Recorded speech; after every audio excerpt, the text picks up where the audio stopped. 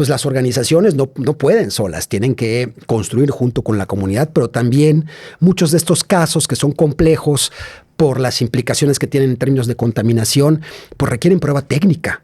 Claro. Requieres acreditar que los cerdos consumen tal alimento y que ese alimento tiene una serie de componentes que contaminan el agua. Es decir, no es solamente la caca, sino que el alimento tiene toda una serie de componentes que son contaminantes. Pero además eso implica el estudio del tipo de suelo que es kárstico para decir no basta una planta de tratamiento para decir el agua está tratada y ya no va a haber contaminación. El tipo de suelo no lo permite. Eso requiere otro tipo de especialidad.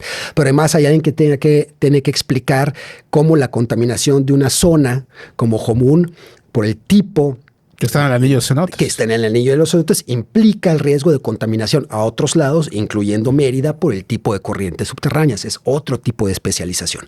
Entonces, los casos como el de Jomún visibilizan, ¿no?, la situación en términos generales que se está viviendo en la península en términos de la implementación de estos megaproyectos, ¿no?, con todo el respaldo gubernamental, pero también la complejidad que implica un caso de esta naturaleza, ¿no?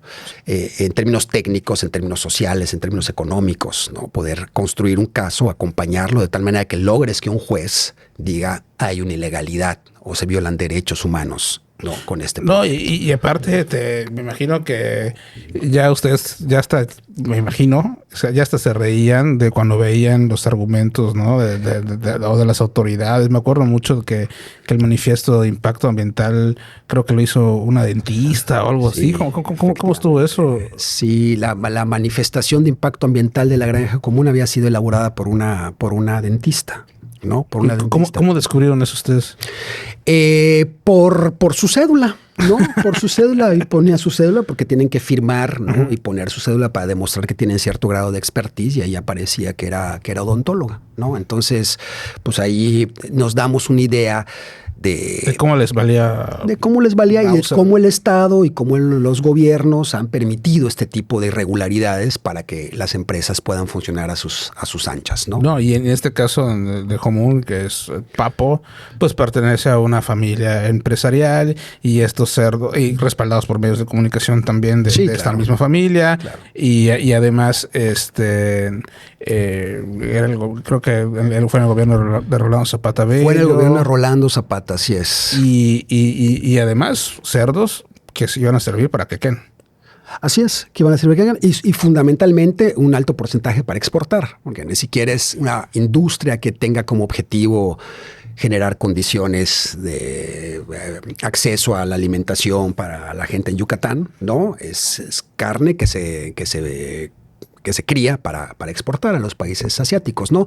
Como el caso de los monocultivos. El discurso era, los monocultivos van a acabar con el hambre, ¿no? La soya transgénica va a acabar con el hambre. El maíz transgénico, pero en realidad... Pero nosotros no consumimos ese maíz. No consumimos ese maíz y no consumimos esa soya. Eso está destinado a otras producciones, ¿no? La producción de aceite, al alimento de ganado, es decir, tiene otros objetivos. Entonces hay también una narrativa. Fíjate, es interesante porque atrás de esos megaproyectos hay también construida toda una narrativa, ¿no? Que llega, ¿no?, a la gente, y parte del reto, platicando un poco, regresando a los temas iniciales, tiene que ver con cómo construyes una narrativa que demuestre que eso no es así, ¿no? Sí, he platicado con una amiga hace poco. Yo le decía, oye, es que fíjate que en el caso de